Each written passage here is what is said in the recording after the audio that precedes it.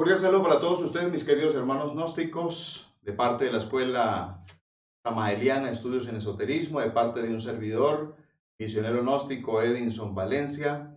El día de hoy traemos una conferencia la cual anhelamos que ustedes la compartan. Ustedes se pueden dar cuenta, el título de esta conferencia es Las falsedades y mentiras de Samael Aun Weor. Yo quiero que ustedes me ayuden y entre todos vamos a hacer una extraordinaria dinámica mental. Vamos a extraer lo bueno de todo esto. Vamos a profundizar aplicando el nivel de nuestra conciencia. Vamos a poner en actividad nuestros niveles de sabiduría, de comprensión doctrinal. Vamos a tratar de activar nuestro nivel de conciencia, sea el 5, el 7, el 8, el 10% que tengamos. Vamos a tratar al máximo de poner en actividad la comprensión de trabajo que tenemos en relación a los tres factores de revolución de conciencia. Vamos a hacer con esta dinámica mental una extracción al máximo de todo lo que vamos a desarrollar en el transcurso. Vamos a extraer lo mejor que podamos. ¿Para qué? Para que muchos hermanos gnósticos no sigan siendo engañados, para que muchos hermanos gnósticos no sigan siendo confundidos con una cantidad de información que hay a través de las redes sociales, de canales de internet, donde se habla aspectos que no tienen realmente una comprobación o no tienen un estudio, no tienen una profundidad esotérica, ocultista y más en comprensión de conciencia a través de la praxis en relación a la doctrina samaeliana, y vamos a ir desarrollando diferentes puntos. Espero que el tiempo me alcance y luego de concluir esta conferencia ustedes sacarán sus conclusiones. Las conclusiones que anhelo es que esta conferencia llegue a todas partes, que esta conferencia se mueva por todas las redes sociales, que viaje por todos los espacios que sean posibles para que los hermanos gnósticos que pueden estar siendo confundidos, pues se activen un poco y se pongan a estudiar seriamente la doctrina del maestro para que no nos dejemos desorientar, ¿ok? Dentro de estas aguas turbulentas, terribles, que en este momento estamos viendo la humanidad, no podemos dejarnos desorientar, así que los voy a invitar a ustedes a que analicen muy bien cada punto y ustedes sacarán sus conclusiones y pueden investigar. Bien, entonces vamos, sin más preámbulos, vamos a empezar de lleno con la presencia del maestro Samael, como ustedes se están dando cuenta, y ahora quiero que analicemos algo fundamental. A nosotros, cuando investigamos en relación al maestro, ustedes se pueden dar cuenta en esta imagen, en esta eh, forma de poder ilustrar nosotros, hay una palabra que al maestro Samael se la adjudican, se la viven como escribiendo en diferentes comentarios, en páginas, y a él lo tratan de megalómano. Le dicen que sufría megalomanía. Cuando nosotros miramos la palabra megalomanía, se refiere pues a una persona que se cree muy superior, que se cree muy sabio, que se cree muy despierto, que se cree muy maestro, que se cree muy, o sea, que se cree más que los demás. Dice la gente, es un gatito, pero se ve o se cree un tigre. Y realmente yo los invito a ustedes a analizar esto. Cuando nosotros analizamos, tratamos de profundizar el por qué esas personas dicen que él era un megalómano y su doctrina, sus enseñanzas es simplemente ilusión, simplemente es megalomanía, simplemente es una información que no tiene fundamentos serios para vivir, para estudiar, para aplicar esa doctrina, pues sepan ustedes que se le llama así a él o se le dio ese título por parte de muchas personas. ¿Por qué? Porque el ego de las personas no aguanta, no puede tolerar realmente la forma como el maestro se expresa. No pueden tolerar de que el maestro haya dado unos niveles, creo que de los más altos dentro de todos los iniciados que han existido desde cierta época hasta el momento donde el maestro se retira, ¿sí? Cuando deja su cuerpo físico. El venerable maestro, a través de su sabiduría, pues realmente se expresaba de una forma extraordinaria, maravillosa. Y esa sabiduría, ¿por qué se expresaba así? Porque era un maestro que no solo había despertado, no era un maestro únicamente que simplemente tenía ciertas experiencias del mundo astral, sino que era un maestro 100%, podríamos decir, casi despierto al 100%. Era un maestro que había logrado todos esos niveles de la castidad. Había avanzado en una primera, segunda y estaba pues de hecho en esos procesos de la tercera montaña, etcétera, etcétera. Dando un bagaje, mostrando investigaciones en los mundos internos a unos niveles extraordinarios que escriben sus obras como Tratado de Teurgia.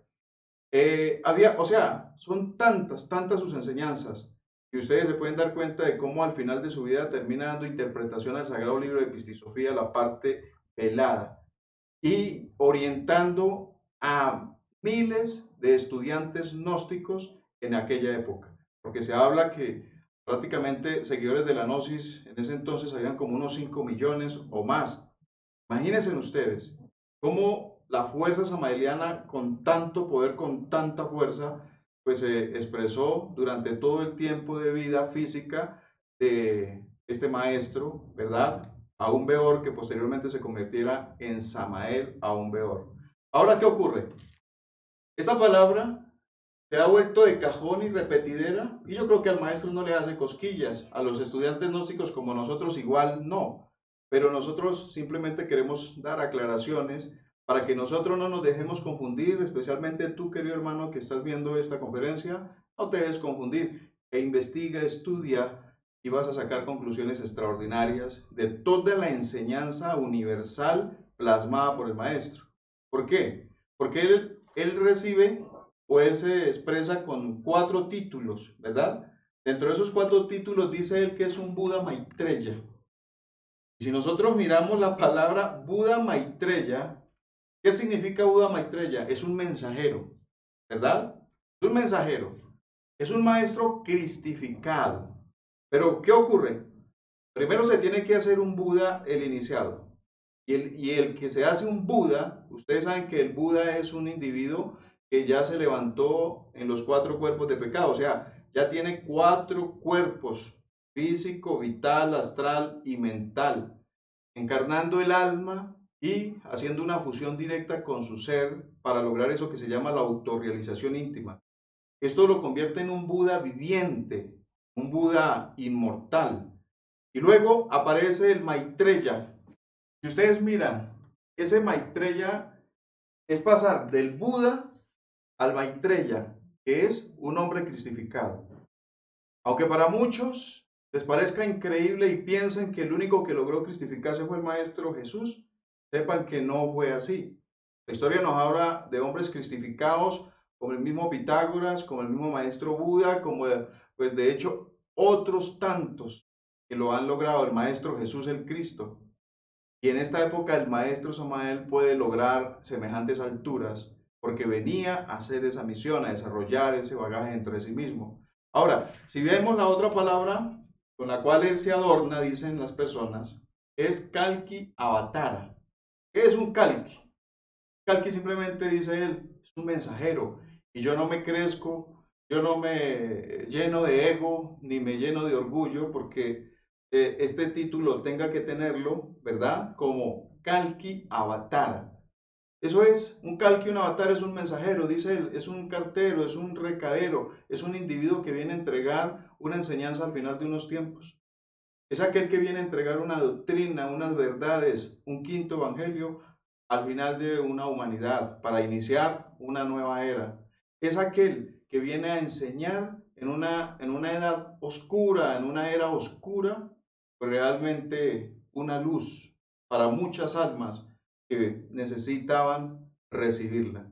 Así que esto se lo expresamos a ustedes para que lo tengamos claro, pueden investigarlo como lo deseen, pero esta palabra, megalomanía, tómenlo, que es pues, ni más ni menos ese poco gusto que hay de muchos y muchos en relación al Buda Maitreya Kalki Avatara, al quinto evangelista, al quinto mensajero, al maestro Samael en esta época, entregando una gran verdad, un evangelio para rescatar a un pueblo.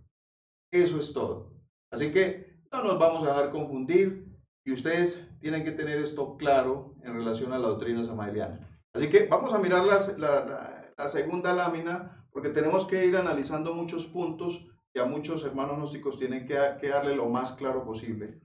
Al venerable maestro Samael también se le vienen con una cantidad de argumentos diciendo que él expresaba, él decía que las momias, habían dos clases, unas momias vivas y unas momias muertas.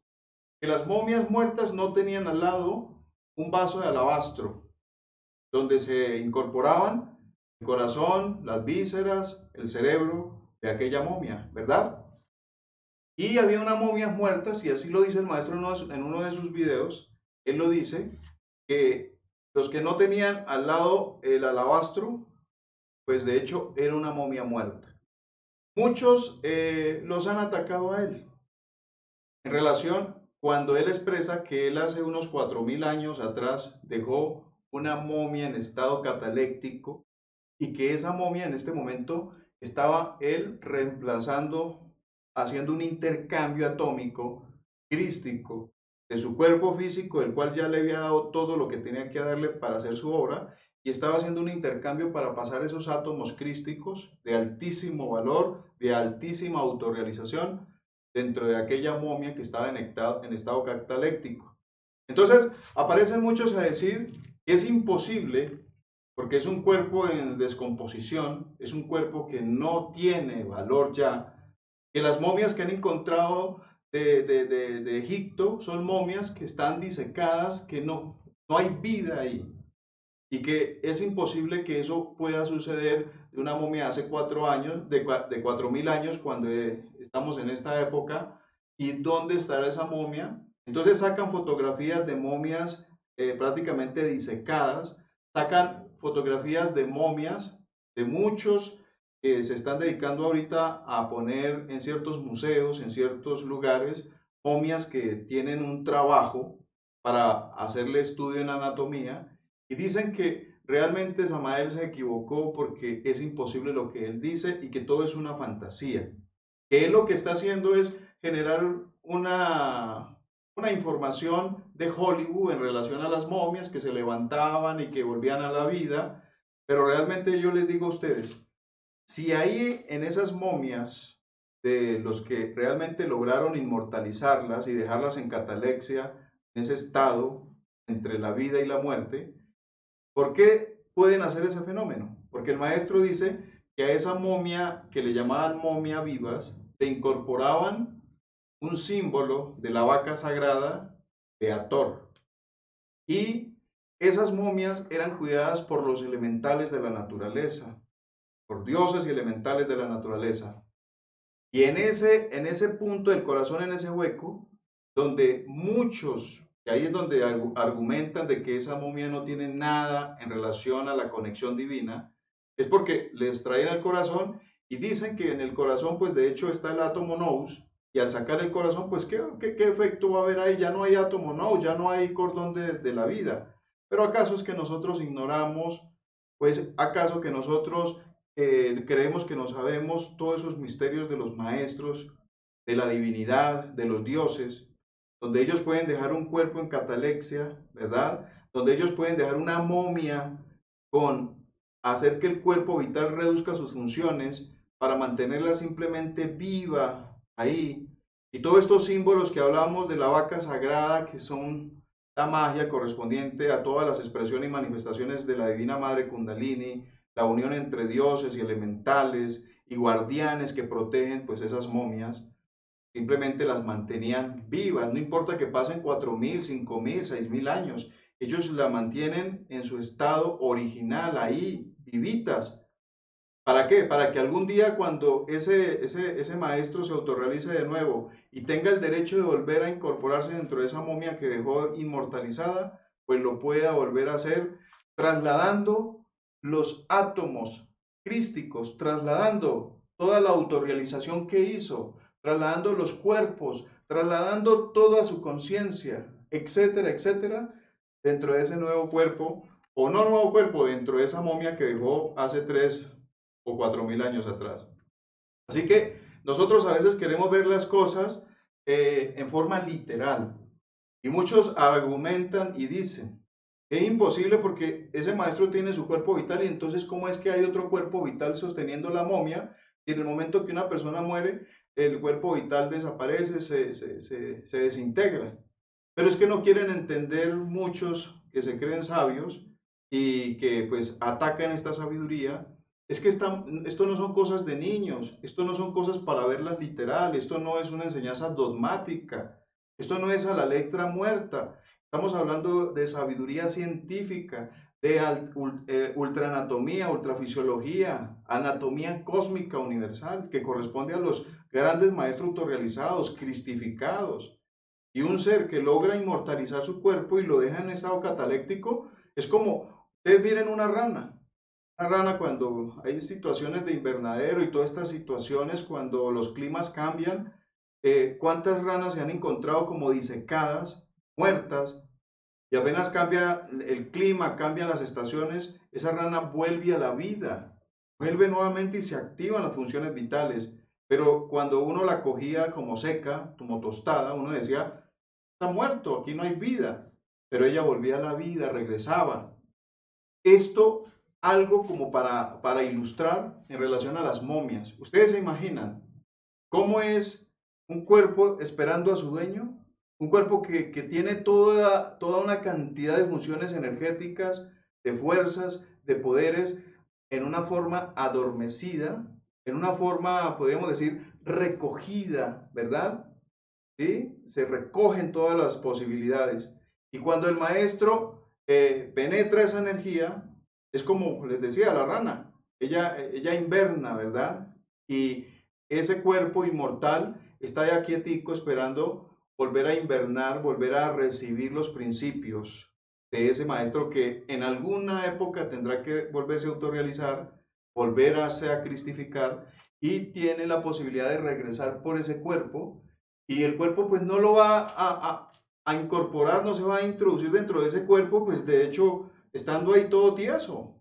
No, eso tiene que ser poco a poco, como decía el maestro. Todos esos átomos tendrán que ir penetrando, toda esa vida, los cuerpos, todas esas conciencias, esencias, todos esos valores extraordinarios de ese maestro irán poco a poco, más las ayudas que la madre naturaleza y todos esos dioses y elementales tal vez tendrán que darle para que ese cuerpo, esa momia, ese cuerpo inmortal vuelva nuevamente a la actividad. De esos seres inmortales, el maestro y muchos sabios han escrito. Zanoni, Cagliostro, San Germán, ¿verdad? Y muchos otros maestros tibetanos. Algunos han escrito de que un maestro inmortal no pasa de 400 años, que es falso que viva más de 400 años. Entonces, ¿cuál sería el objetivo de esto? Lograr la inmortalidad de un cuerpo, momificar un cuerpo, para decir de que después de 400 años hay que perderlo, de que se pierde, que ya no se necesita y que tiene que volver a reconstruir un nuevo cuerpo inmortal. Es ilógico, ¿verdad? Muy ilógico. El maestro, por ejemplo, si ustedes investigan un poco, hay unas tribus en Ecuador llamadas los jíbaros, ¿verdad? Y creo que tiene otro nombre, a ver si me viene por aquí. Se les llaman los Suars. Los Suars, que son tribus de indios, también conocidos como jíbaros. Esos indios se enfrentaban, ¿sí?, contra otras tribus y el oponente que ganara tenía el poder de, a través de sus rituales, de sus magias, reducir el cráneo de su oponente a un cráneo parecido como el de un mico, un chimpancé, muy pequeño, ¿verdad? Y esto lo han confundido cuando el maestro Samael dice que los indios arhuacos de la Sierra Nevada de Santa Marta reducían sus cuerpos a una momia pequeña, como un muñequito, y que incluso el maestro dice, esto es una momificación extraordinaria, perfecta, maravillosa, mucho más adelantada que hasta de los egipcios. Y otros han salido a decir falso y que él está equivocado porque él estaba hablando era de los subas de esta tribu que reducían era el cráneo del cuerpo de sus enemigos. Entonces yo los invito a ustedes, queridos hermanos gnósticos, vamos a investigar, vamos a estudiar, ¿ok? Vamos a estudiar, porque de eso se trata la gnosis y nosotros no nos podemos quedar ahí como pasando entero. Ahora, vean ustedes esto tan interesante. Aquí les presento a ustedes esta imagen, la cual trato aquí al máximo de ilustrar algo relacionado con los vampiros. Vean ustedes, esta imagen de los vampiros que ha sido estudiada desde hace muchos siglos. Incluso a esos vampiros se les llamaba empusa. Y quiero irme a través de la historia a la época de grandes maestros, ¿verdad? De grandes maestros. Y dentro de esos maestros, pues de hecho tenemos a Polonio de Tiana, donde narra una historia de un discípulo de él, y el maestro Samael narra esa historia, y los detractores del maestro Samael, pues ustedes encontrarán qué dicen. Pero fíjense, el maestro narra esa historia porque Apolonio de Tiana, que era un maestro, un sabio, se dio cuenta, ¿sí? Y su discípulo lo invitó a él para que lo acompañara a su boda. El discípulo le decía, es que me voy a casar, maestro, quiero que usted me acompañe, quiero que usted conozca a mi novia, a la mujer de mis sueños. Y pues el maestro ya lo sabía, ya conocía el misterio, qué estaba pasando, y dice que le acompañó donde estaba, pues de hecho, su discípulo y donde iba a hacer la fiesta. Y dice él que encontró un lugar extraordinario que era un palacio, y en ese lugar habían muchos servidores, muchas personas arreglando, acomodando todo el lugar. Ese lugar extraordinario, o sea, un palacio en el cual, pues, imagínense ustedes, criados por todas partes, mesas, viandos extraordinarios, vajillas en plata, en oro, un lugar que estaba lleno de ensueño, de magia, columnas en piedras preciosas y todo bellísimo. Entonces dice el maestro, Apolonio de Tiana viendo semejante magia, dice, oh, que es extraordinario, ¿verdad? Y el discípulo pues hasta apenado con el maestro porque le dice, maestro, usted sabe que yo soy un hombre pobre, pero me encontré una mujer que tiene mucho dinero y aceptó casarse conmigo y esa mujer quiere pues que nos casemos y luego de casarnos que nos vayamos juntos. Y el maestro, maravilloso, extraordinario, que eso te esté pasando. Pero el maestro empieza a ver, a recrear, a estudiar todo el ambiente y se da cuenta que todo lo que veía no era lo que estaba viendo, no era lo que estaba viendo, que había algo más allá. Y el discípulo le dice, te voy a presentar a mi novia. Y cuando llega y se la presenta, entonces él le dice, de frente, ahí estando el discípulo, le dice, esta no es una mujer, esta mujer es una vampira. Y esta mujer lo que quiere es hacerte daño, etcétera, etcétera. Entonces, ¿qué ocurre? Pues esa mujer se transformó, esa mujer se derrumbó y todo lo que había alrededor cambió totalmente. O sea, todo lo que había, que era un palacio lleno de belleza, de magia y de todo el esplendor, se terminó convirtiendo como en un cementerio, se terminó convirtiendo en un lugar donde no había nada, ¿verdad? Como en un desierto. Entonces, esa mujer tuvo que hablar y soltarse y decir, sí, soy una vampiresa, soy una demonia y he estado preparando a este hombre para comérmelo. Así, o sea, eso era una cosa así, directa. Entonces muchos cuando escuchan al maestro que narró esa historia, como narró la historia de Drácula de Rusia, que es una historia también que la narró la maestra Blavatsky, entonces muchos salen a decir que simplemente se copió de Blavatsky, que se copió de Apolonio de Tiana, que simplemente este señor nunca investigó nada, que solo lo tomó de ellos y lo repitió en sus libros y que a eso pues se le han dedicado a decir que todo lo que él dice es falso, equivocado, y la historia no la contó bien, no la contó bien, porque si lo hubiera contado bien era porque lo hubiera investigado, etcétera, etcétera. Y entonces argumentan y argumentan cosas. Y por ejemplo, la historia del discípulo Apolonio de Tiana, yo les puedo decir a ustedes, miren, en estos momentos hay cosas que no son lo que uno está viendo. Si un individuo del otro camino tiene el poder de recrear un lugar y hacerte ver lo que tú estás viendo, pero que no es la realidad, imagínense en esa época si se hacía eso, imagínense en este momento cuántas cosas se pueden estar haciendo para confundir a los iniciados, para confundir a los estudiantes, para confundir a los gnósticos. Esto está latente ahora y con el peligro de nosotros no solo ser confundidos, sino ser víctimas, ¿sí?, de ciertos personajes del otro lado. Así que los invito a ustedes, mire, sobre esto hay mucha tela para cortar. Sobre lo de Drácula, los invito a que investiguen. El maestro habla esa historia y les culmino diciendo a ustedes, ¿por qué atacan al maestro Samael? Porque el maestro Samael dice, las vampiras muy bellas, hermosísimas mujeres, odian a los hombres, porque en el fondo ellas manejan o han desarrollado eso que se llama la parte, podríamos decir, se polarizó, se involucionó, y es lo que hoy la Gnosis lo explica y dice que en estos momentos la fuerza terrible del infrasexo, la infrasexualidad ha poseído a la humanidad.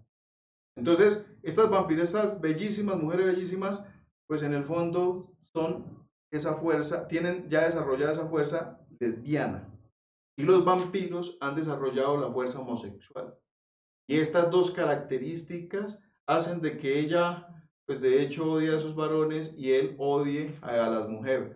Por eso en la historia vemos, por ejemplo, en Drácula, de que ese Drácula golpeaba, maltrataba a su esposa y se salía de la tumba para ir a maltratarla y se iba a otros lugares para tener contacto y extraer la energía psíquica a través de la sangre, dice la historia, de los hombres. Así que los invito a investigar. Esto hay mucha tela para cortar, pero simplemente porque el maestro Samael explica, entonces de una vez dicen de que vamos a investigar, ¿ok? Hay otro punto maravilloso también, y es en relación a lo que sería, queridos compañeros, a lo que sería sobre los ovnis, las naves cósmicas, los extraterrestres, sobre la luna. Y aquí hay otra situación. Al maestro lo atacan en relación a que él dijo que en la luna, en la parte opuesta de la luna, había naturaleza, había humanidad y habían construcciones. Él dijo que en Marte había una especie de civilizaciones, de ciudades y que había humanidad. Y si nosotros nos trasladamos, fíjense ustedes, existió un señor llamado Salvador Villanueva, ¿sí? Este señor, más o menos por allá en el año de 1953, escribió un libro que dice, Estuve en Venus. Y él habla de los venusianos que se lo llevaron aquí desde la Tierra, se lo llevaron al planeta Venus y él pudo conocer las maravillas de las ciudades que hay en el planeta Venus. Y lo mismo sucedió con el señor Narciso, este señor por ahí en los años 1956, el señor Narciso Genovese, él habla de que estuvo en Marte y habla de las ciudades, de esa civilización de Marte y sus ciudades y de cómo se mueven allá en ese planeta la humanidad. Y habló de esos seres en ese planeta. Pero seamos sinceros, usted aparece de la noche a la mañana, después de estar desaparecido unos días, y vuelve y aparece y dice, estuve en un planeta, y luego te pones a escribir un libro y a dibujar cómo era la civilización, la ciudad, cómo se veían las construcciones en ese planeta, pues lo primero que te van a decir es que estás loco, lo más seguro, ¿verdad? El maestro Samael sabía de que esas historias eran real por parte de esos individuos porque fueron llevados allá, entonces él toma de ellos para poder escribir sobre sus libros platillos voladores, naves cósmicas y hablar un poco en relación a estos planetas, en relación hacia los ovnis, en relación a los extraterrestres. ¿Y qué ocurre? Pues lo primero que dijeron o que han expresado es que él simplemente tomó de estos locos, de ese señor Villanueva, de ese señor Narciso, y él acomodó, organizó, le dio forma a toda esa cantidad de mentiras que dicen sus libros. ¿Para qué? Para seguir engañando en relación a algo que no conoce, algo que no estudió, algo que no descubrió, algo que no investigó. Pero sepan ustedes que el maestro tenía que poner un referente y los pone a ellos porque sabía que era real, que era objetiva sus enseñanzas, sus experiencias en esos planetas porque fueron llevados allá. Se ríen del maestro Samael porque dice de que los hermanos del espacio han tomado humanos para poder llevar semilla de ellos hacia el futuro, ¿verdad? Hacia la formación de la raza que viene, para que esa semilla humana pues se pueda mezclar con semillas de otros mundos. Esto también ha sido para risas y lo catalogan de loco, de megalómano, de chiflado, etcétera. ¿Pero por qué?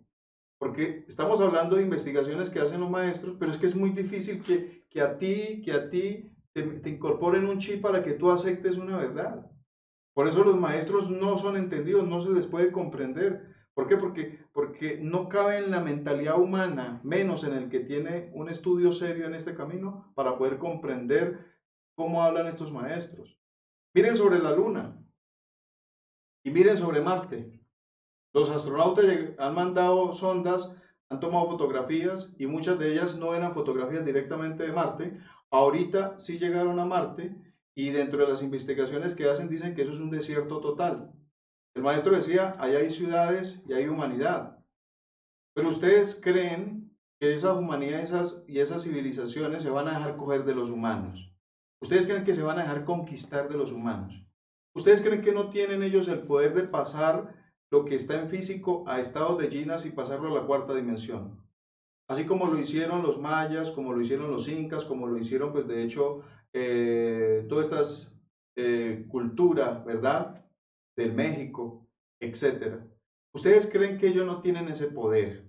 Entonces se van a dejar conquistar y que vengan y nos manejen como quieran y se apoderen y formen el reino de ellos allá en ese planeta que es mucho más avanzado en la evolución que el mismo planeta Tierra. No, tenemos que ser realistas en esto, no nos podemos dejar engañar. Cuando el maestro habla que la luna en la parte oculta tenía esta vida, porque lo puede tener, pero eso está en otra dimensión. Está en otra dimensión, no lo podemos seguir viendo físico, porque donde eso lo vean físico, lo encuentren físico los astronautas cuando fueron en los años 60 a la luna, pues allá se quedan a vivir, forman casa y forman de todo. Sin embargo, les concluyo, fíjense ustedes, esto tan interesante, aquí se sabe que los astronautas cuando fueron al espacio, cuando estuvieron en la Luna, encontraron unas ruinas con muchos metros de altura, con una amplitud bastante grande. Y les puedo presentar a ustedes un pequeño dibujo, como una fotografía, y los astronautas tomaron videos y muchas fotografías. Y hay en el internet un video que se llama Mirlo Rojo, ¿sí? Ruinas de la Luna, información de la Luna, tomado por los astronautas, y ahí se van a dar cuenta ustedes cómo ellos iban pasando por esas ruinas, iban grabando, iban tomando muestras del terreno para traerlo a la Tierra, y queda ese vestigio. Sin embargo, uno de los que habla de estos aspectos es JJ Benítez, y él dice, y luego cuando regresaron de nuevo, esas ruinas ya no las encontraban. Y él dice, lo más posible es que bombardearon eso. ¿Para qué? Para que no se siguiera encontrando esas ruinas allá en la Luna. Porque los astronautas comprendieron en ese viaje que la Luna fue un planeta con vida y que albergó civilizaciones, humanidad, y que quedaban, si no, ruinas. Esto ustedes lo pueden investigar, lo pueden buscar, y eso está en el Internet. ¿Por qué? Porque la Luna fue un planeta anterior al nuestro que tuvo vida. Luego de ese satélite, de ese planeta, la vida se trasladó a la Tierra. Y el maestro Samael dice que la Luna vampiriza el planeta. Y los que están en contra de las enseñanzas del maestro dicen que es lo contrario, ¿sí? Que la Luna que la luna no la vampiriza y otros dicen que sí la vampiriza. Es cierto el caso, sabemos la influencia de la luna en las mareas, en los climas, en las lunas, etcétera, ¿verdad? En la savia, etcétera, en las crecientes. Pero ¿qué ocurre? El planeta está muerto, pero a la vez está emitiendo energía, pero a la vez vampiriza al planeta Tierra para poder sostener esa energía con la cual misma está transmitiendo al planeta Tierra. Así que en esa parte simplemente son sino informaciones que hace falta que esas personas aclaren, que las estudien y las investiguen para que se den cuenta a un nivel superior la enseñanza del maestro Samuel. Bien, seguimos, porque el tiempo corre. Aquí hay algo interesante, queridos compañeros. Dentro de lo interesante es que dicen que la doctrina samaeliana en relación a la muerte psicológica es falsa, totalmente falsa, que no es auténtica, no es real. ¿Por qué? Porque protegen el ego, porque no les interesa la muerte psicológica, porque no quieren enseñarle a los demás que esto es real sobre la muerte dentro de sí mismo. Aquellos protectores, aquellos guardianes de su propio ego, pues siempre van a reaccionar, siempre van a complicarse y a complicar a otros y a estar en contra de la doctrina del maestro en relación a la muerte psicológica. Ellos dicen que el ego no muere y que no hay necesidad de matar el ego porque el ego lo necesitamos dentro de nosotros mismos. Al yo lo necesitamos dentro de nosotros. Pero tengan en cuenta que no hay un solo yo. El yo es plurizado. Son cantidades, son cientos, son miles que hay dentro de la psicología humana. Por eso el maestro nos invita a estudiar el subconsciente, ese inconsciente y el consciente y el supraconsciente dentro de nosotros mismos para poder comprenderlo y para poder eliminarlo con ayuda de la Divina Madre Kundalini. Pero aquellos que dicen que el ego no muere, los invito a estudiarse en a sí mismo, a estudiar su propia psicología, su propio subconsciente, para que se den cuenta que el ego es un ser de 1000 caras que vive dentro de nosotros, de 1000 cuerpos, que tiene forma idioplástica, que tiene forma energética, mental, y que vive en nuestra psiquis, y que se mueve en los centros, en todos los cilindros, que se mueve en el subconsciente humano. Y el día que ustedes comprendan eso, pues le darán la razón al maestro del por qué hay que eliminar el ego dentro de sí mismo y no seguir dándole la razón a ese famoso yo superior, al alter ego o al yo cósmico que muchos dicen tener dentro de sí mismos. ¿Ok? O sea, el ego sí muere. Bien. Ahora, ¿qué ocurre? Vamos a analizar también este aspecto. Resulta que combaten al maestro y por eso continúan diciendo es un falso profeta, mentiroso, etcétera, megalómano. ¿Por qué? Porque él dice que hay que despertar el fuego sagrado, que hay que activar el chakra muladhara, despertar al fuego sagrado y ese fuego sagrado ahí está oculto ni más ni menos que esa sagrada serpiente, la serpiente ígnea, ¿sí? De los mágicos poderes, como dice el maestro, y como muchos reaccionan diciendo que era una frase de ese mago llamado Cherensi, pues les digo a ustedes que eso no quiere decir que porque usted repite una frase antes la hace superior con su enseñanza, la muestra en otro calibre, la enseña de otro calibre, no significa que usted es una persona que está tomándole a otro o quitándole la enseñanza a otro. O sea, es ilógico. Pero volvamos de nuevo.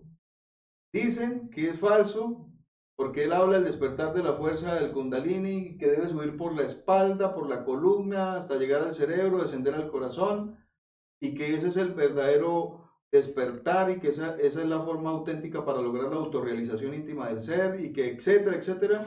Entonces se pegan de este tipo de enseñanzas donde dicen lo contrario, que el Kundalini en vez de subir tiene que descender, que de la mente debe bajar.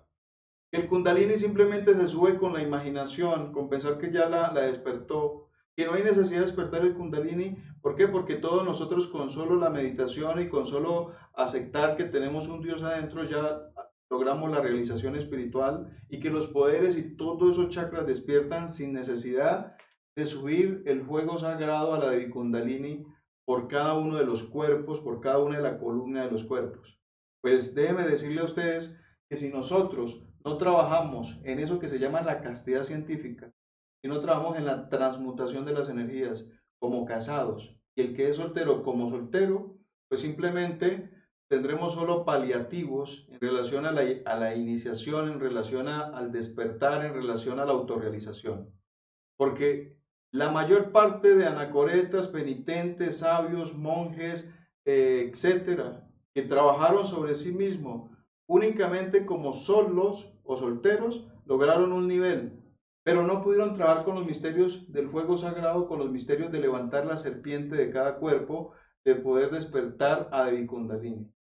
Aún así se creían y se consideran maestros autorrealizados, pero el maestro y los grandes sabios saben, y así lo han enseñado, que mientras no se trabaje con el fuego sagrado como casado, transmutando la energía sin perder la energía sexual en ningún instante, en ningún momento de la vida, esa persona logra autorrealizarse y logra despertar a la Devi Kundalini de la cual hablan tanto a través de la sabiduría, la filosofía hindú. Eso no es un mito, eso no es una leyenda, eso no es simplemente un dibujo ahí que colocan. Eso es una realidad objetiva, una realidad patente en este momento, es una realidad actualizada en este momento a quienes trabajan en estos misterios. Así que los que digan que esto es falso, pues hermanos gnósticos, no se deben confundir. Es una realidad y nosotros tenemos que trabajar por esa realidad y por eso el maestro lo deja plasmado en sus libros y siempre nos manda a que debemos trabajar con ella. Es ella quien nos ayuda en la castidad, es ella quien nos ayuda en el despertar, es ella quien nos ayuda en el desarrollo de todos nuestros poderes, nuestras conciencias, nuestras esencias. Es ella la que elimina el eco.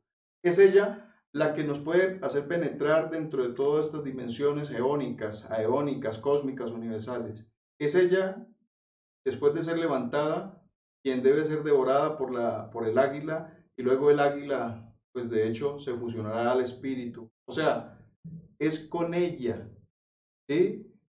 He encontrado por parte de estas personas que odian la doctrina gnóstica y el maestro Samael, escribir que la forma maravillosa para uno lograr en sí mismo el cambio y la transformación y ir penetrando en la realización espiritual es a través del uso del orgasmo, es a través del uso de la fornicación. Ojo con eso, no nos vamos a dejar engañar y vamos todos para adelante con la doctrina que tenemos en nuestras manos. Vamos para adelante. ¿Okay?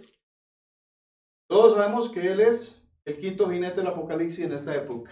El quinto recadero, el quinto mensajero, el que trae la información, el que trae la carta para enseñarle a la humanidad un camino. Por eso, esta imagen, ahí se las pongo, en relación a la doctrina, a la enseñanza apocalíptica de esta época. ¿Bien? Maestro Samael es el regente de Marte. Maestro Samael es Buda Maitreya Kalki Avatara, sea que lo aceptemos o no lo acepten muchos, pero es. ¿Ok? Aparte de eso, habló y enseñó numerosas obras, demasiadas obras, con mucha enseñanza que la actualizaba y la hacía mucho más poderosa a la comprensión de los estudiosos buscadores de la luz. Ahora, voy a lo siguiente.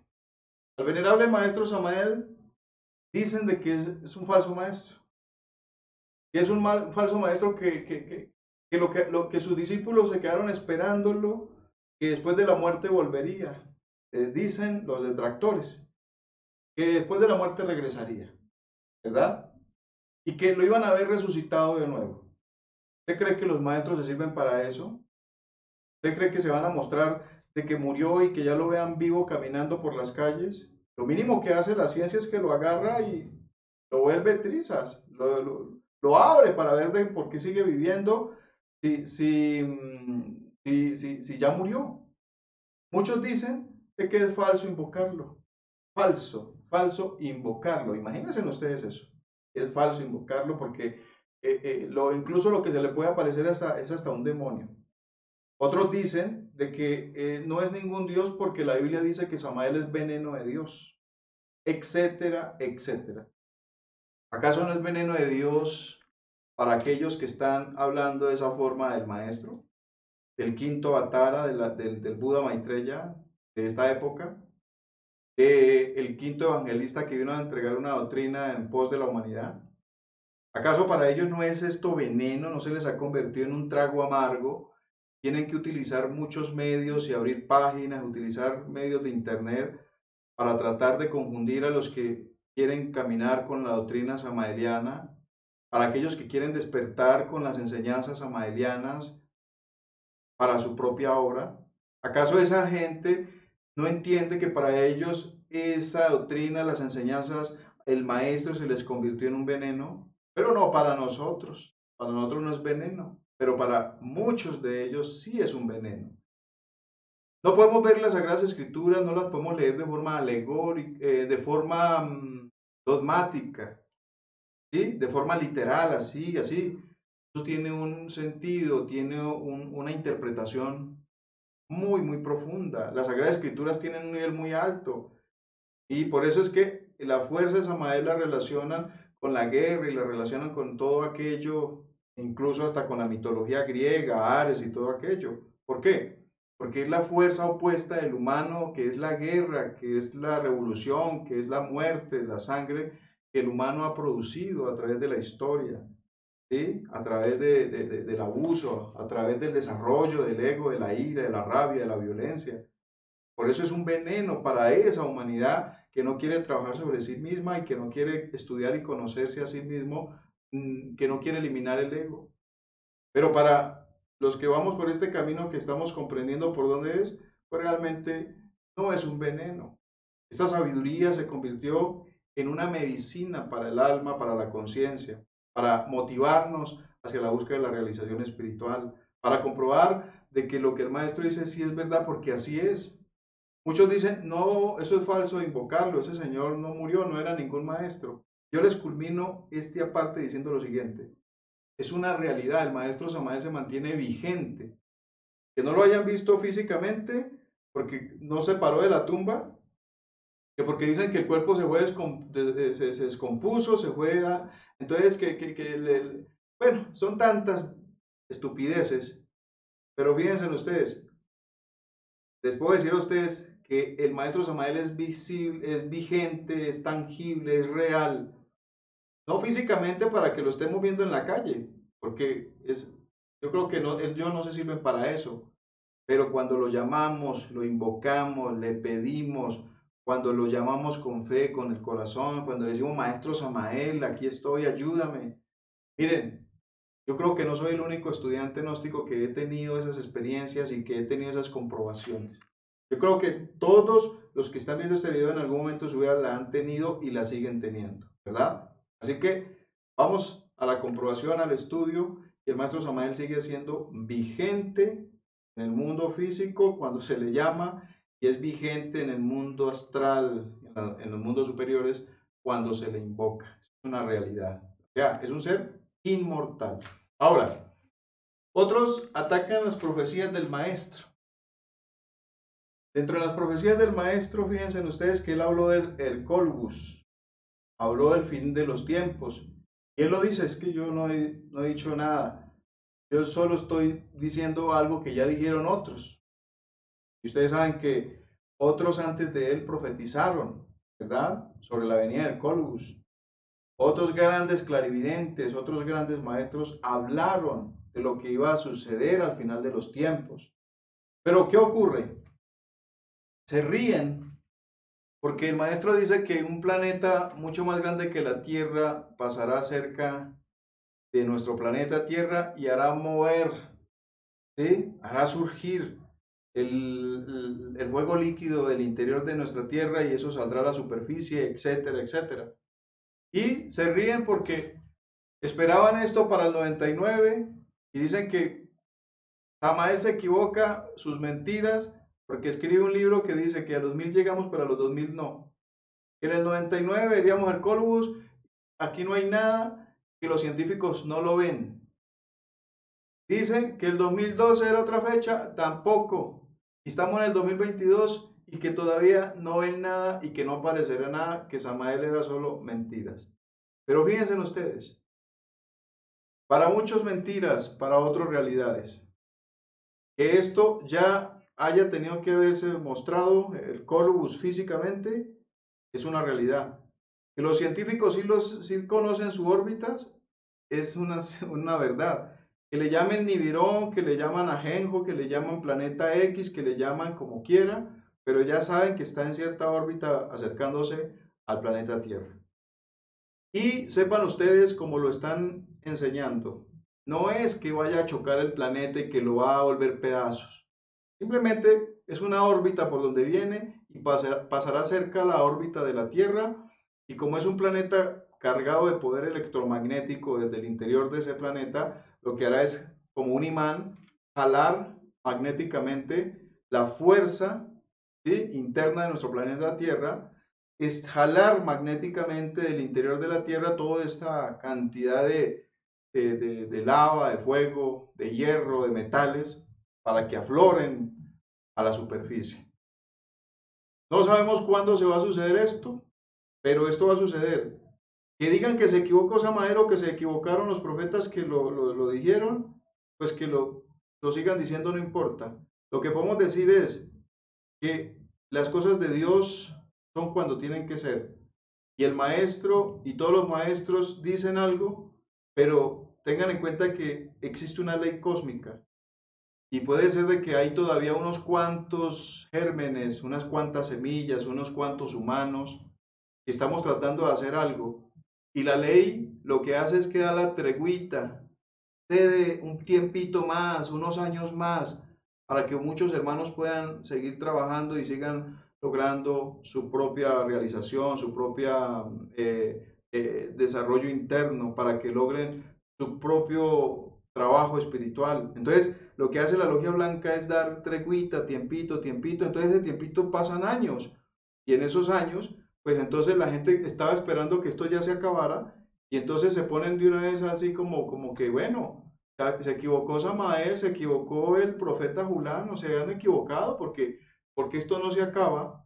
O sea, en vez de reflexionar un poco y decir, Dios mío, nos están dando es tiempo, porque usted se imagina que antes de que aparezca el señor el Colubus, antes de que aparezca este planeta cerca de la Tierra, ¿sí?, físicamente como un sol rojo allá arriba en el espacio, pues tiene que existir primero una tercera guerra mundial. Y ustedes saben todo lo que va a venir con la tercera guerra mundial, lo terrible que va a ser la tercera guerra mundial, nuclear, atómica, terrible por todo el mundo, lo que va a ser, la devastación que va a haber. Y nosotros estamos preocupados que por qué no se ve el planeta Hercólogos ya para que destruya esto. Por Dios santo, mire, nos están dando es una tregua, un tiempito, un espacio, y nosotros combatiendo que porque este se equivocó, que este no se equivocó. ¿De qué serviría que se viera ya en este momento, ahoritica? Y si nos coge sin hacer nada, sin haber realizado nada internamente, espiritualmente, pues vamos para dónde nos vamos a ir, sin hacer una obra, sin una transformación, sin una regeneración, sin un cambio. ¿A dónde vamos a ir? ¿Para dónde nos vamos a parar? O sea, hermanos, reflexionemos, ¿sí? No es que los maestros se equivoquen. Lo que pasa es que ellos no ven la misericordia de Dios en su momento, y en ese momento lo que hay es una misericordia de los dioses dando tiempo a una humanidad. Para todos aquellos que critican al maestro por dos obras que él escribió, La Revolución de Bell, Introducción a la Gnosis. En la Revolución de Bell, él habla de una forma muy contundente sobre el mentalismo, sobre el control mental, sobre aspectos que lo pueden llevar a la persona hasta la magia negra, a controlar personas, a dominar las voluntades ajenas. Y él dice, no, esto es prohibido. Aquí lo que vale es el despertar de la conciencia, el desarrollo de poder y facultades objetivas. Sin embargo, el venerable maestro, en esta obra titulada Introducción a la Gnosis, él dice y enseña como primer grado que podemos colgar una aguja y empezar a hacer un manejo de mover esa aguja, de controlarnos en un punto determinado para fijar la atención y fortalecer la fuerza del pensamiento, de poder nosotros concentrarnos en una persona y visualizar a esa persona imaginando que le va bien. Si tenemos un negocio, él dice, tú puedes imaginar verte con la persona y decirle, mire, este negocio te sirve, esta casa, este almacén, etcétera. Esta propiedad es la que usted necesita, tiene todas lo que tú estás buscando, etcétera, etcétera. Entonces, para las personas que están iniciando Gnosis, él habla con ese lenguaje y les dice que es necesario siempre tener una mente positiva, siempre esforzarse a lograr lo que se quiere, que visualice eso, que lo deduzca, que trate al máximo de conectarse con lo que anhela, ¿sí? De que proyecte su mente, su fuerza, el pensamiento para lograrlo.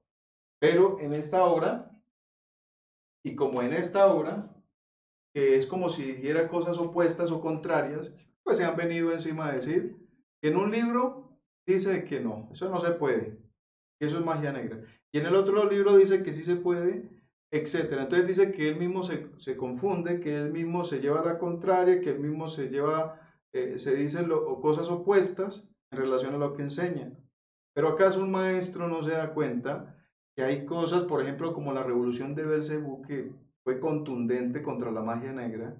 ¿Y acaso él no va a comprender que una persona ingresando a la gnosis, entrando apenas en primer grado, conociendo estos estudios, hablarle en ese lenguaje a la persona para que se vaya fomentando, se vaya haciendo bases sólidas, para que vaya comprendiendo, para que se vaya proyectando? Y a medida que el estudiante va avanzando, pues la disciplina se va haciendo mucho más rigurosa y el estudio se hace mucho más profundo. Lógico. Así que, hermanos gnósticos, no se deben confundir cuando encuentren ustedes información y que el maestro dice una cosa en un libro y que después la dice en otra. Recuerde que son niveles de conciencia. Se le enseña a un nivel de conciencia a una persona entrando, y a los que están más avanzados, pues la cuestión es mucho más fuerte y mucho más contundente, con mucha más seriedad, ¿no? Y responsabilidad como estudiante, como iniciado. Y vamos ya a ir concluyendo esta conferencia, la cual hemos tratado de que haya amplitud y comprensión. Aquí ustedes se pueden dar cuenta que hay numerosos iniciados, muchos iniciados, ¿verdad? Dentro de esos iniciados tenemos al señor Maestro G, ¿verdad? Tenemos al Maestro G, que está por acá, pero me faltó su discípulo, su amigo, que era pues Ouspensky, ¿sí? Porque está Ouspensky y está Gurdjieff. De estos dos, Ouspensky y Gurdjieff, de estos dos dicen muchos que el maestro plagió, ¿sí? Que plagió de ellos, que plagió del ritual funeral del libro de los muertos. Eso es plagio. Que plagió el arte de vivir de Krishnamurti y formó un libro que se llama Educación Fundamental. Qué bueno sería analizar esto. Uno ve que el libro del arte de vivir de Krishnamurti, el maestro Krishnamurti, y Educación Fundamental del maestro Samael tienen muchos parecidos, e incluso el maestro deja hasta los mismos modelos de capítulo y de todo. ¿Y ustedes creen que el maestro era tonto y que no iba a saber lo que estaba haciendo? ¿Acaso ustedes no saben que el maestro Krishnamurti, su enseñanza es una enseñanza más de camino, podríamos decir, no, es más de camino espiral, ¿sí? Que de camino directo o de la directa? Es más de un camino que enseñaba la educación, que enseñaba al control, al estudio psicológico, a un camino que enseña la muerte psicológica, el autoconocimiento interior, la autorrealización íntima del ser. ¿Acaso ustedes no ven que la enseñanza del maestro Krishnamurti es una enseñanza que le quedó faltando porque no trabajó en la castidad, no trabajó en el desarrollo, el despertar del fuego sagrado? Y fue un maestro que se alejó totalmente de los maestros de sabiduría por lo que él vivió siendo niño. ¿Y usted cree que el maestro no sabía que al organizar el libro de Educación Fundamental con capítulos, con enseñanzas, aparte del maestro Krishnamurti, usted cree que él no sabía que lo que él buscaba era que la gente reaccionara contra ese libro, pero que a la vez lo estudiara? ¿Por qué? porque el maestro estaba dando una enseñanza ahí. Y es una enseñanza hacia un estudio un poco más profundo en relación a las enseñanzas del maestro Krishnamurti. Muchos dicen de que él plagió a Krishnamurti y que es un abusivo. ¿Por qué? Porque hizo eso con ese libro. Pero vayan y estudien El arte de vivir de Krishnamurti y estudien Educación Fundamental, es muy parecido. Pero sigan el hilo al libro Educación Fundamental y verá dónde los lleva para penetrar y profundizar más dentro de una enseñanza de educación psicológica de un maestro que trabajó con los misterios alquímicos y de un maestro que no. Él sabía lo que iba a suceder y él sabía los ataques que le iban a hacer, pero aún así tomó la decisión de hacerlo. ¿Para qué? Para que la gente misma confronte una enseñanza y se dé cuenta que tiene que pasar a otro nivel de estudio psicológico, espiritual, de conciencia, de autorrealización, de muerte psicológica, hombre. Aquí hay algo interesantísimo, tanto por él, porque muchos dicen de que lo plagió, pero el maestro también tomó enseñanzas de Krishnamurti que las practicó y las vivenció.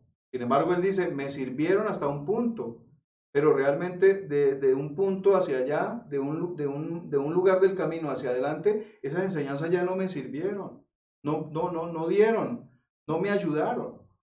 Pero no es que no sirvan, sirven hasta cierto nivel, hombre. Hay que ser claros. En relación a la enseñanza de Uspensky, de Gurdjieff, el cuarto camino, el maestro dice, el cuarto camino es una enseñanza antigua. Y lo que hizo Gurdjieff fue recapitular, incluso el maestro le llama el maestro G, y lo habla con respeto, pero él dice, sus enseñanzas fueron muy buenas y muy básicas hasta un cierto nivel, pero de ahí para allá hay que pasar más dentro de la sabiduría del desarrollo del cuarto camino, ¿sí? Porque el cuarto camino ya es llevarlo a la autorrealización y ellos no enseñaban hacia ese nivel porque no lo conocían. Lo mismo pasó con Uspensky en relación a estudios del matrimonio perfecto y dicen que él plagió de esas obras, pero si ustedes van y miran del maestro Samael sobre el matrimonio perfecto, pues, esto nos lleva a un nivel mucho más elevado de lo que nos entregara Uspensky en su obra. O sea, esto tiene más para allá. Que tengan ciertos parecidos es lógico, porque miren, fíjense ustedes algo maravilloso, porque no me puedo quedar ahí. Dice que plagió a Uspensky, a Gurdjieff, a Krishnamurti, y le estoy indicando de por qué estos niveles. Que plagió, por ejemplo, al maestro Eliphas Levi del ritual de Dogma y ritual de alta magia, en relación a la teurgia. ¿Acaso no todos los maestros vienen a desarrollar la teurgia y la magia? ¿Acaso los maestros entre más alto están su poder de la alta magia, la teurgia, taumaturgia, del poder oculto, de la magia de alto ritual, no se hace superior? ¿Acaso era un pecado que el maestro estudiara a todos estos autores y tomara de ellos, de sus enseñanzas, que son enseñanzas universales? Recuerden ustedes, la gnosis es universalidad. Todas esas enseñanzas de esos maestros eran universales y tal vez porque él no dice en en todos sus libros, es que esto de allí, esto de acá, no, es universal. Entonces él lo multiplica, lo ilustra, lo desarrolla con sus experiencias, con su sabiduría, con su conciencia. Y entonces la gente se pega, es que eso era de fulano, de sutano y lo plagió. Pero no se dan cuenta del nivel que le voy a dar a esa enseñanza, sino que simplemente se van es a ver cómo pelean por derechos de autor. Y eso es falta de, verdaderamente de estudio, de conciencia, de sabiduría, de todas estas personas que se sirven para hacer ese papel estúpido. Ahora, ¿qué ocurre? Dicen plagió al maestro Eliphas Levi, ¿verdad?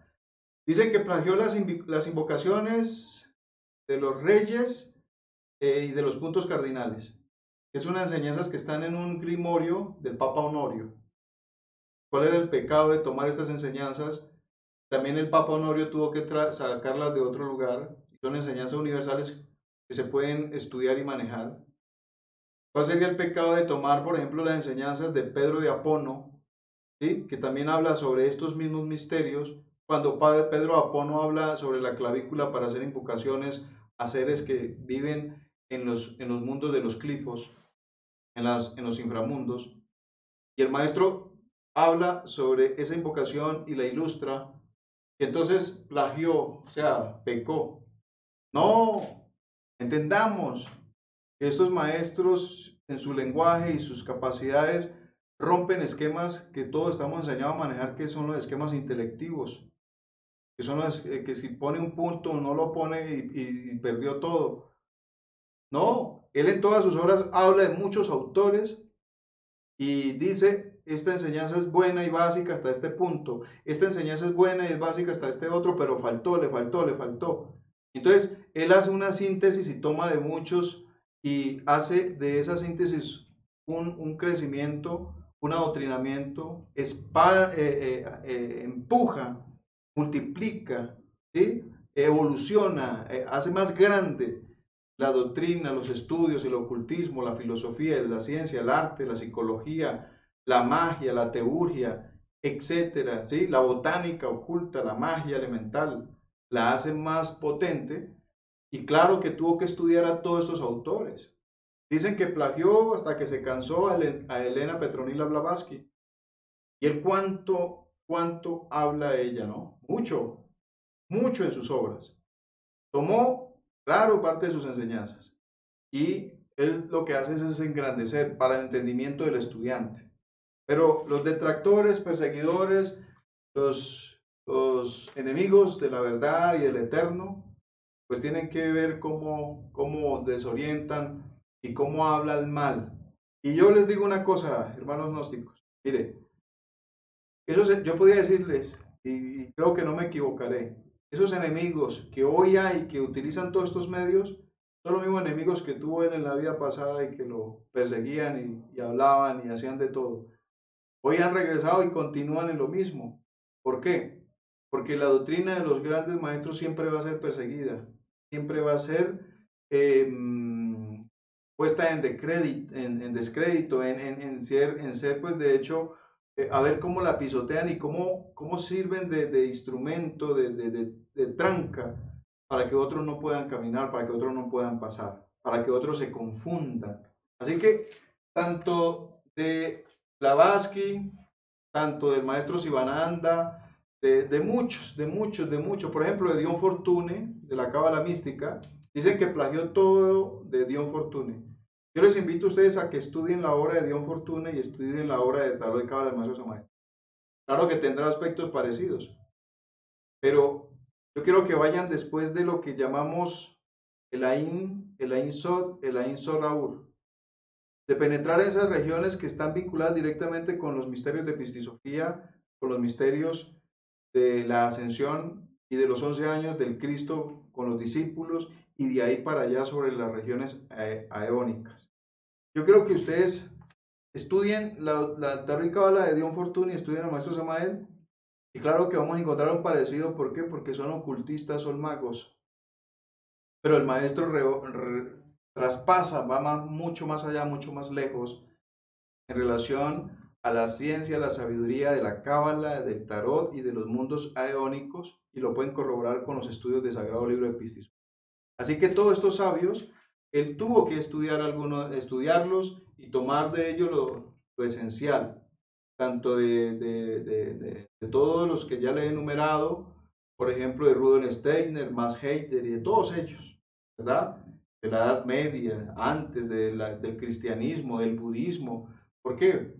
Que él entrelazó, unió, y que si le critican, pues que lo hagan, pero tenía que hacerlo de esa manera.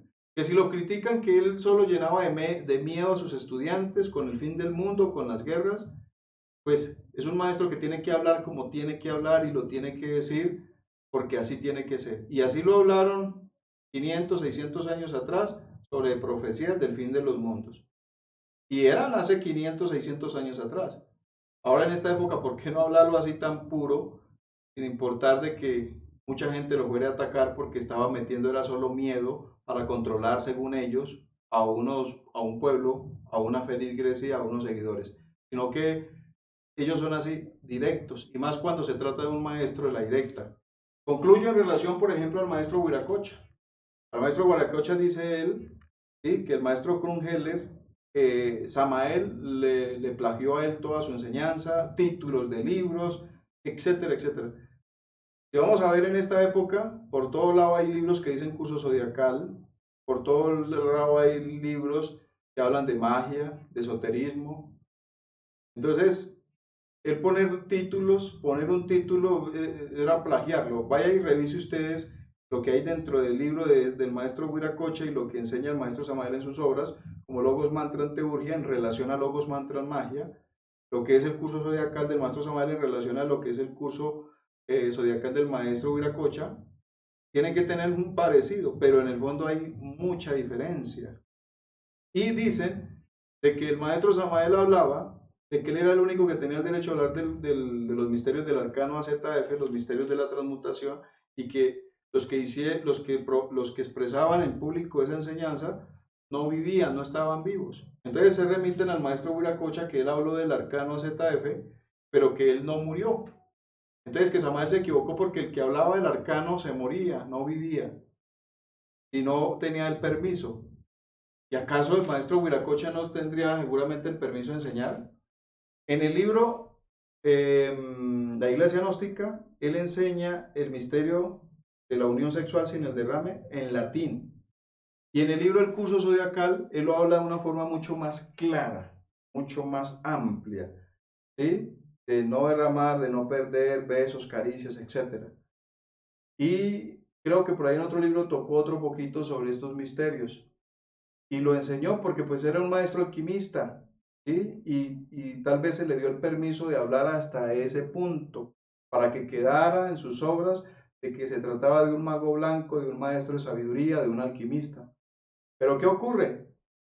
El maestro Samael habla más profundo y tiene el derecho de hablar sobre los misterios del arcano AZF, los misterios del Devi Kundalini, los misterios de la transmutación, del no derrame de la energía, de los misterios de transmutar, mutar, fijar la energía, de la castidad científica practicada por alquimistas medievales, por cristianos antiguos, etc.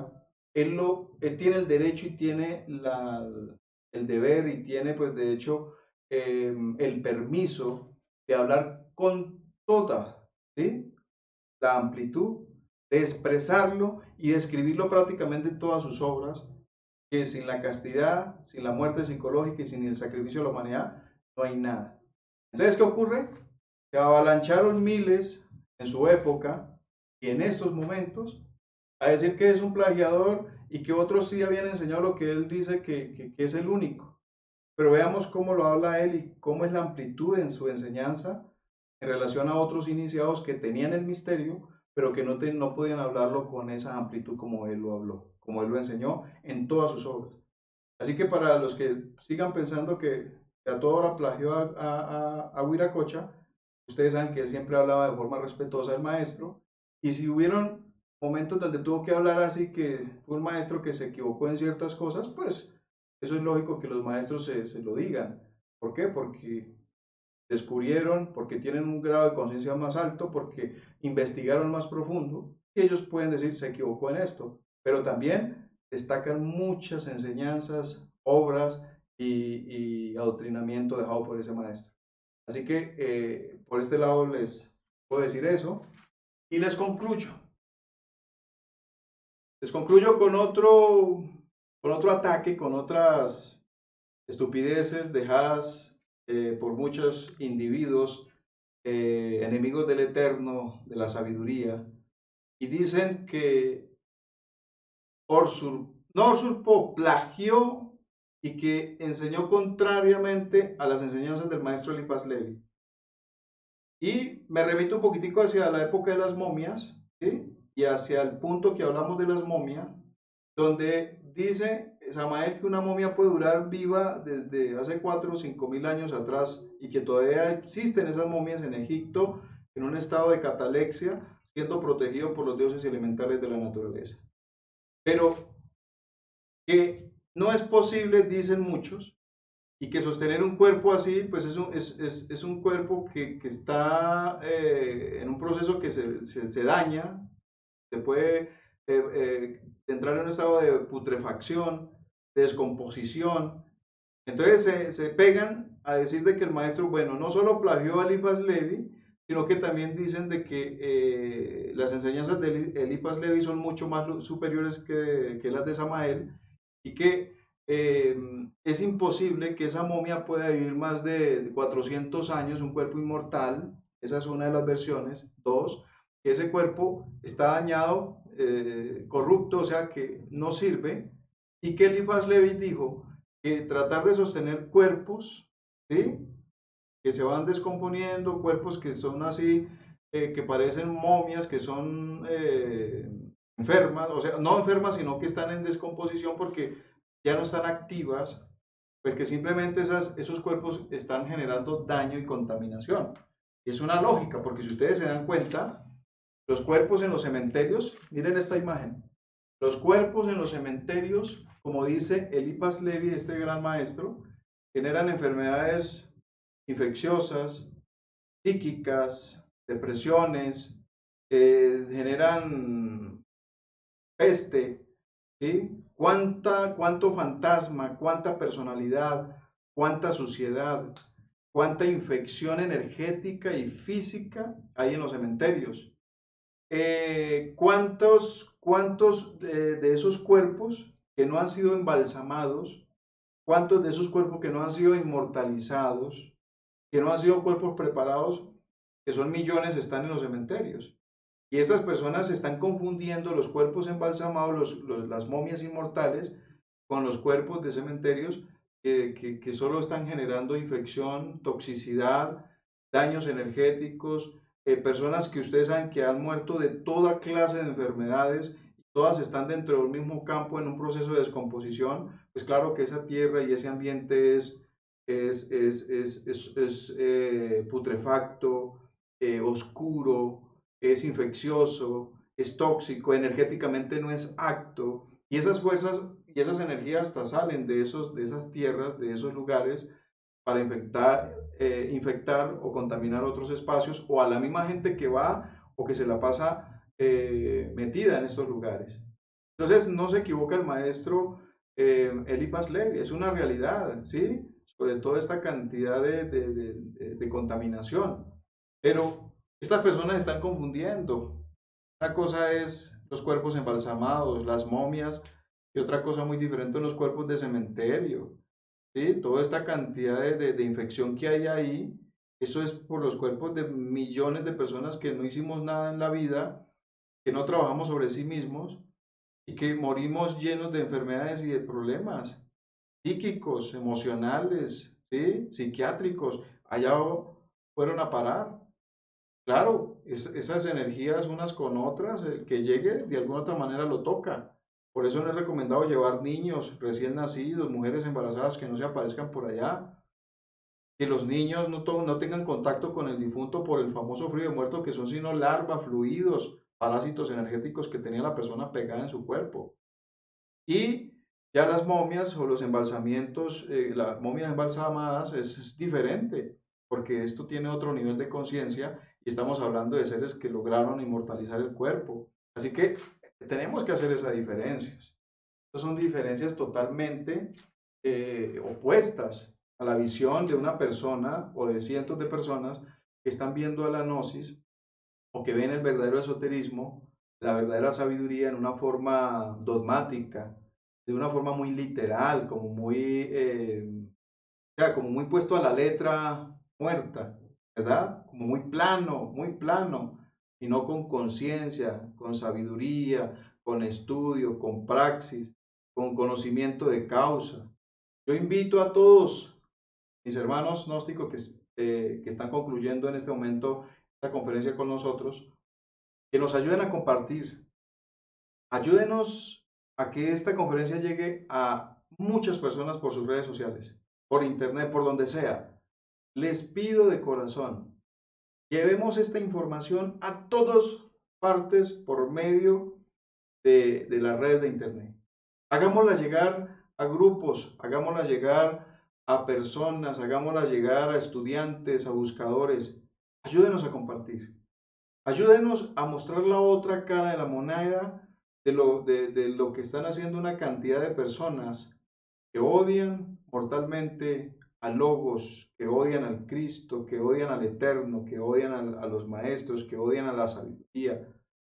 Ayúdenos para que esta conferencia abra espacios de entendimiento y comprensión de muchos hermanos para que investiguen, para que estudien y para que no se dejen engañar, para que no se dejen desorientar, para que no se dejen ir o llevar por caminos equivocados, que busquemos, que investiguemos, que no comamos cuento, que hayan detalles de los maestros, sí, porque fueron humanas personas, que hayan detalles que escribieron algo y que luego tenían que volver a escribirlo en otro momento porque comprendieron, porque despertaron más y tuvieron que volver a decir, bueno, vuelvo y me remito a escribir, ¿sí? Lo de atrás ya no lo hacemos, ahorita cambiamos. Es lógico, porque el maestro va creciendo, va despertando y va penetrando más los estudios, se va conociendo más a sí mismo y va muriendo y etcétera. Y va teniendo derechos de penetrar en niveles mayores de conciencia y regiones aeónicas donde hay numerosos conocimientos, grandes maestros que les orientan. Así que los invito a ustedes, hermanos gnósticos, ayúdenme a compartir esta información, compartámosla, llevémosla a muchas personas y nos estaremos viendo pronto. Abrazos.